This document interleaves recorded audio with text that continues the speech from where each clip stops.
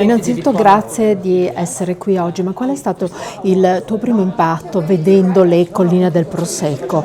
Beh, davvero è stata una grandissima sorpresa, abbiamo fatto un giro straordinario, siamo andati a Rolle, siamo andati al Molinetto della Croda, abbiamo pranzato dove ci sono le trote e abbiamo bevuto Prosecco e mia moglie adora il Prosecco, è il suo vino preferito e sicuramente mi invidierà quando saprà che sono stato qui, che è la sede mondiale del Prosecco. Sono passati 20 anni dalla prima edizione di questo libro su Darwin, ma su queste questioni sono ugualmente controverse, lo sono di più, lo sono di meno, adesso che sono trascorsi 20 anni. Beh, devo dire che questo libro è oggi necessario più che mai, Darwin in realtà è necessario più che mai, molto più di quanto non lo fosse nel 2006. È necessario perché abbiamo bisogno di scienziati coraggiosi, onesti, indipendenti come lo è stato lui,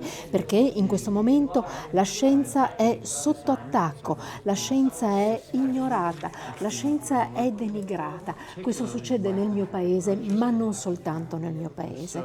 E dunque Darwin è necessario oggi più che mai. Ma allora le persone che tu incontri quando fai delle presentazioni sono sorprese, hanno dei sentimenti diversi quando si parla di Darwin. Che cosa pensi? Pensi che possano essere persuase della necessità di una figura come Darwin, della scienza? Spero davvero che possano essere persuase, soprattutto perché vedendo la figura di Darwin che era un gentiluomo, era una persona ragionevole, era una persona gentile, una persona che ha condotto delle ricerche con una grandissima cura.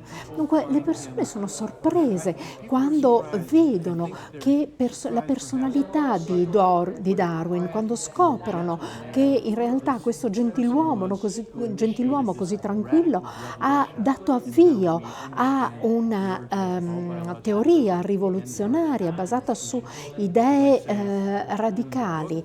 Dunque bisogna dire che Darwin, pur essendo un conservatore, ha saputo appoggiarsi e portare avanti in maniera onesta questa sua teoria, ricercando con trasparenza.